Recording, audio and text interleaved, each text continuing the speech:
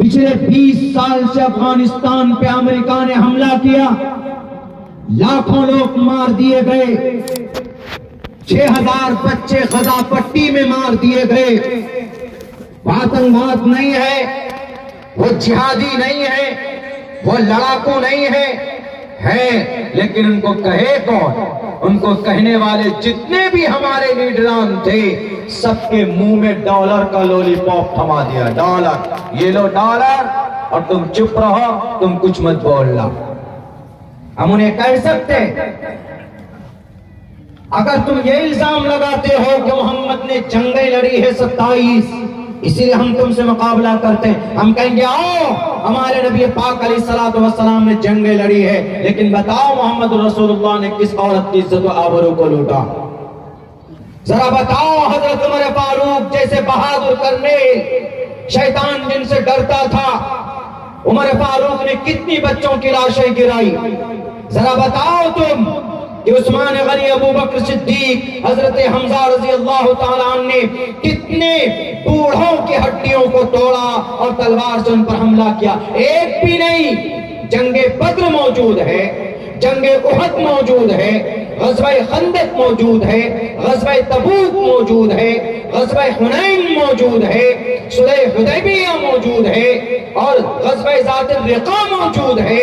आप अलैहिस्सलातु वस्सलाम ने जब इरादा किया मक्का फतह करने का, तो मोहम्मद रसूलुल्लाह ने कहा कि ऐ मक्का के मुशरिकों, आज डरना मत, जालिम यहूदी सुनना तुम, और इस्राइल पर बसने वाले वो नेतन्याहू बिन्यामीन जालिम, जरा नबी के पैगाम को सुनना। मोहम्मद रसूलुल्लाह जब मक्का में दाखिल हो रहे थे 10,000 लश्कर लेकर, आप अलैहिस्सलातु वस्सलाम ने सबसे पहले यह ऐलान करवाया, ऐ मक्का की माँ, आज तुम्हारे गोद को सोना नहीं किया जाएगा।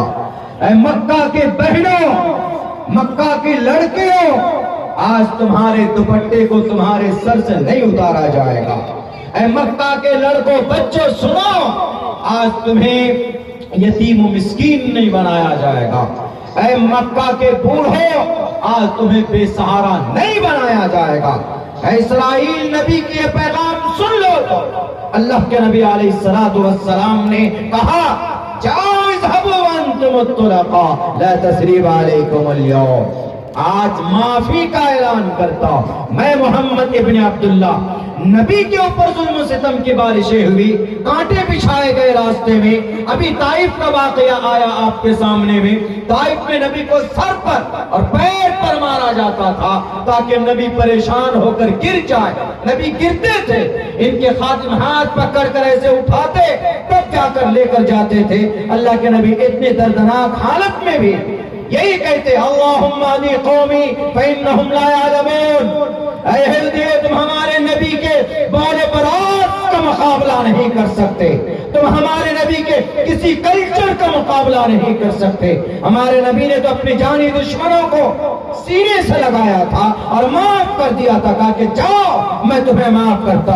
अपने जानी दुश्मनों को किसी ने माफ किया तो उस शख्स का नाम, उस जात का नाम जनाब मोहम्मद रसूलुल्लाह सल्लल्लाहु अलैहि वसल्लम। मेरे नौजवानों, ये सीरत बयान करने की जरूरत है, ये तारीख बयान करने की जरूरत है। और याद रखना, इस्राइल के यहूदियों, जहन्नम में जाओगे मैं मानता हूं, तुम हजरत मूसा की कौम हो, लेकिन तुमने हजरत मूसा की दी हुई तौरात को बदला है, उसको तब्दील कर दिया है, उसके अंदर चेंजिंग की है। हजरत मूसा के बताए हुए रास्ते पर तुम नहीं चल रहे। मन क़तला मुमिनन मुतअम्मिदन फजज़ाउहु जहन्नम। अल्लाह तबारक व तआला कुरान करीम के अंदर खुले लफ्जों में कहता है कि जो किसी मोमिन को जानबूझकर मारता है फजज़ाउहु जहन्नम, उसका ठिकाना जहन्नम है। तुम्हें जन्नत क्या, जन्नत जभी मिल पाएगी तुम्हें जब तुम अल्लाह तबारक व तआला के मुजरिम न होते। तुम मुजरिम हो। कौन? ये यहूदी आजकल की तारीख में। और नबी के ऊपर जनाब इल्जाम लगाते कि हमारे तुम्हारे नबी ने जंगें लड़ी इसीलिए हम जंग लड़ रहे हैं। हमारे नबी ने तो किसी बूढ़े, औरत, बच्चे के ऊपर अत्याचार नहीं किया, लेकिन इस इसराइल ने तो 6000 बच्चे उनके नाम लिखे गए हार्वर्ड यूनिवर्सिटी में। मेरे नौजवानों, आपको शायद मालूम नहीं, आपको मालूम होना चाहिए। आप अपनी जिंदगी का एक गोल सेट कीजिए, नहीं तो आने वाला वक्त आपके लिए खंदक खोदा जा रहा खुद इस देश के अंदर। दुनिया किस गुमान में थी? दुनिया समझ रही थी कि अरे नहीं, फलस्तीन पर हमला हुआ है तो अरब के लोग आ जाएंगे, तुर्की आ जाएगा, ईरान आकर मदद करेंगे। किसी ने मदद किया किसी ने किसी की मदद नहीं की।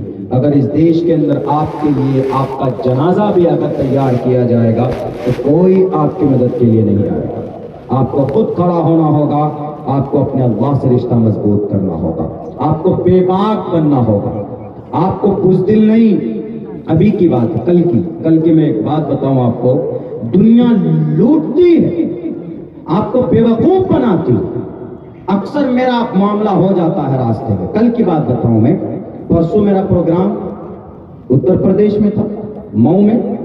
कल मैं पहुंचा, जैसे ही मेरी गाड़ी मुजफ्फरपुर में खड़ी थी स्टेशन पे, हमें ट्रेन पकड़नी थी, तो हम फौरन जैसे स्टेशन पहुंचे तो जैसे एंट्री की कार पार्किंग में, तो उन्होंने कहा कि कितना टाइम रखना। हमने कहा कि भाई 24 घंटे। उन्होंने कहा कि 240 रुपए लगेंगे। मेरे पास उस वक्त टाइम कम था, मैंने फौरन उनको कहा कि ठीक है, आप हमें पर्ची दे दीजिए। उन्होंने कहा कि एडवांस में 50 रुपए देने होंगे आपको, उसके बाद जितना टाइम आप रुकेंगे आने के बाद फिर हिसाब किताब होगा, लेकिन 240 रुपए लगेंगे। सोचा होगा नया आदमी है, टोपी दाढ़ी वाला है, सीधा साधा होगा, थोड़ा धौंस दिखा के बोलेंगे तो 240 की जगह 300 भी निकाल के दे सकता, वो यही सोचा होगा। कल की बात बता रहा हूँ, कल मेरे ख्याल से, हाँ, इस वक्त मैं घर पहुंच गया था 6 साढ़े 6 बजे मेरी ट्रेन पहुंची मुजफ्फरपुर। गाड़ी थी वहां पर, मुझे ड्राइव करके आना था, तो हम पहुंचे। लेकिन ये बात उसकी परसों की, जाने से पहले कि मौलाना 240 रुपए लगेंगे। तो मुझे तो मालूम है कि भाई रेलवे पार्किंग, एयरपोर्ट के पार्किंग में इतना पैसा नहीं लगता है, तो रेलवे में कौन सी वो क्या सोने और चांदी के कपड़े डालते हैं उसके ऊपर हमारी गाड़ी पर कि भाई हाँ इतना चार्ज लेंगे। तो खैर मैंने मोबाइल में सर्च करना शुरू किया। हमारे नौजवानों, मोबाइल का भी सही इस्तेमाल होता है, गूगल का सही इस्तेमाल होता है। आप गूगल, यूसी ब्राउजर और ओपेरा मिनी और क्रोम, ये सब फिल्में देखने के लिए और जनाब पोर्न वीडियोस देखने के लिए इस्तेमाल करते हो, लेकिन कभी कभी सही कामों के लिए भी इन चीजों का इस्तेमाल कर लिया करो। हमने फौरन देखा, हमने देखा कि भाई in Muzaffarpur railway station what is the charge car parking, लिखा पूरा आ जाएगा, आप भी लिखेंगे आपको भी आ जाएगा। जब उसमें आया तो उसमें बड़ा ताज्जुब हुआ मुझे। हमने कहा रे इसमें लिखा हुआ है 60 रुपए 24 घंटे के लिए, 60 रुपए 4 घंटे के लिए 40-45 रुपए। बरकत वो पूरी लिस्ट हम निकाल करके मोबाइल में रख करके आ गए। आने के बाद जैसे हम गाड़ी के पास पहुंचे तो एक आता हूं उधर से जोर से, ये गाड़ी तो 2 दिन से खड़ी हुई है मौलाना, बिल जमा किए। हमने कहा कि हाँ 50 रुपए मैंने दिया है, मैं पहले गाड़ी निकाल लूं उसके बाद फिर मैं आपको देता हूं। तो उसके बाद एक और आ गया उसके पीछे, प्रेशर डालते हैं, देखिए कैसे। हाँ मौलाना जरा चार्ज दे दीजिए, कितना पैसा जमा किया आपने, पर्ची दिखाइए। हमने कहा लीजिए पर्ची, उसमें 50 रुपए लिखा हुआ था। उन्होंने कहा कि हाँ निकालिए, आपका हुआ 2 दिन का हो गया 480 रुपए। हालांकि 32 घंटे भी नहीं हुए थे, उन्होंने कहा 2 दिन। ये देखिए बेईमानी, हराम खोर इसी को बोलते हैं। एक तो हराम, ऊपर से झूठ, दिन दहाड़े डाका। वो तो इत्तेफाक से मेरे बात ज़हन में आई, ट्रेन में बैठे बैठे मैंने सर्च कर लिया, देख लिया पूरा सब कुछ। तो हमने कहा कि 480 तो नहीं दूंगा, 50 दे चुका हूं, 70 रुपए और दूंगा। कैसे 70 रुपए दीजिएगा, 240 रुपए चार्ज है 24 घंटे का, और आपकी 36 घंटे का वक्त हो चुका है, आपको देना पड़ेगा। सब दे रहे हैं। यही चार्ज है यहाँ का। हमने कहा यही चार्ज नहीं है, ये आपकी बेईमानी का चार्ज है। उधर से मैं स्ट्रॉन्ग इसलिए था कि मैंने पूरा देख लिया था।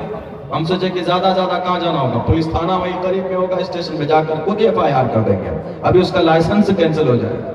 हमको इस बात को घुमा।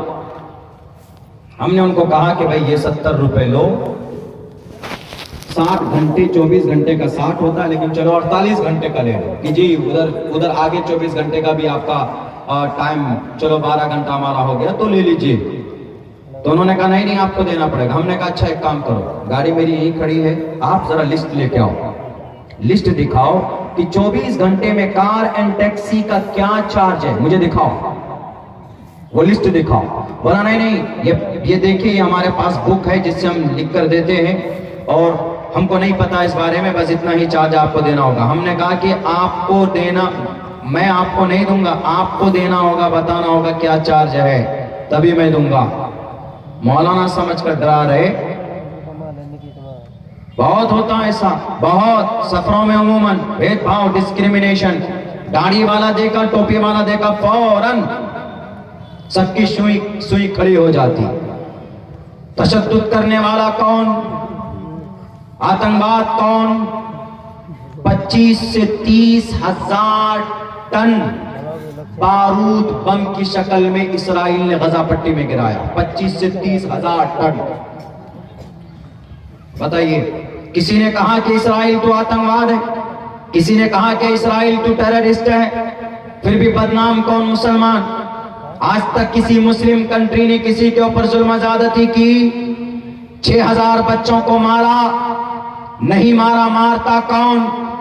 गजा पट्टी पर बम बरसाने वाला कौन? इसराइल। इसराइल का साथ देने वाला कौन? उसका दादा, उसका बाप, अमेरिका।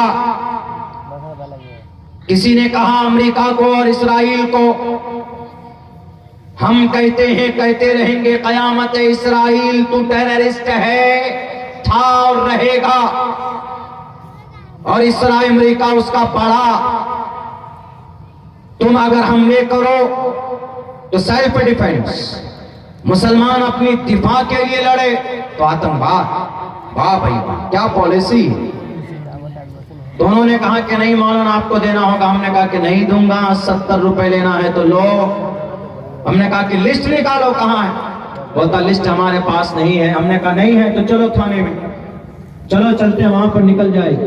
उसके बाद बोलता अच्छा रुके जरा हम आते हैं। गया, देखा उनका जो बॉस था बड़ा बैठा हुआ, बॉस को लेके आया। उसका बॉस आया, बॉस बोलता है कि हजरत नहीं दीजिए ना, इतनी बड़ी गाड़ी पे बैठे हैं आप, 480 रुपए छोड़िए, 400 रुपए दे दीजिए। हमने कहा कि मैं सिर्फ 70 दूंगा। बोला अच्छा छोड़िए, 300 दे दीजिए मौलाना। अच्छा छोड़िए मौलाना, 250 दे दीजिए, 200 दे दीजिए। मैंने कहा 70 रुपए से 1 पैसा ज्यादा नहीं दूंगा। मैंने कहा मैं 100 भी दे सकता हूं, लेकिन दूंगा इसलिए नहीं कि ये इलीगल तुम मांग रहे हो, गैर तरीके, नाजायज तरीके पर मांग रहे हो। बोला कैसे? मैंने कहा लाओ दिखाता हूं तुमको, ये देखो क्या है। 19 मार्च सन 2020 में तुम्हारा टैक्सी और कार के चार्जेस 10 रुपए बढ़ाए। तब से जो इम्प्लीमेंट हुआ 24 घंटे का 60 रुपए, 48 घंटे का 120 रुपए होता है। लिखा है यहाँ पर, मेरे पास पूरा टेबल्स मौजूद है। साइकिल अगर कोई रखता है 24 घंटे तो 30 रुपए, और दूसरी टैक्सी रखता है तो उसके लिए 45 रुपए 24 घंटे का। हमने कहा ये लिस्ट के नहीं, और समझ में आ गया उसका, ये मौलाना है, ये हाथ में नहीं आने वाला, ये शायद पहुंचा हुआ मौलाना। हमने कहे देखो इंटरनेट में मौजूद है, तुम्हारे मुजफ्फरपुर रेलवे स्टेशन का पूरा ब्यौरा मौजूद है, देखो। अब मुझे जाने तो इमरजेंसी है घर पे। तब वो क्या बोलता है, बॉस इशारा कर देता है, ले लो हजरत जो दे रहे ले लो, वरना लाइसेंस कैंसिल हो जाएगा। ये देख लीजिए कितनी बड़ी बेईमानी चल रही है। 240 कहां, 60 कहां, 240। अगर मुझे मालूम नहीं होता, फौरन मैंने रिसर्च ना किया हुआ होता तो फौरन पकड़कर हमको 300, मैंने सोच लिया था कि 300 दूंगा भाई, चलो 240 मांग रहा है वो, 24 घंटे 48 घंटे का भाई 480 मांगेगा तो 300 दूंगा। लेकिन मैंने देखा रे भाई, तो लिया उसने 120 ही दिया मैंने उसको, 20 पैसे ज्यादा मैंने नहीं दिए। नॉलेज की बात, जानकारी की बात। अगर आपके पास जानकारी है, आपके पास नॉलेज है, तो आप किसी भी मैदान में कहीं न तो रुस्वा हो सकते हैं, न तो कहीं डेमोरलाइज हो सकते हैं। अगर कोई हिंदू भाई बोलता है, कहता कि आपके मोहम्मद तो 27 जंगों में शरीक हुए, आपके मोहम्मद को आतंकवाद नहीं कहा गया, आप इसराइल को क्यों आतंकवाद कहते, तो बता देना कि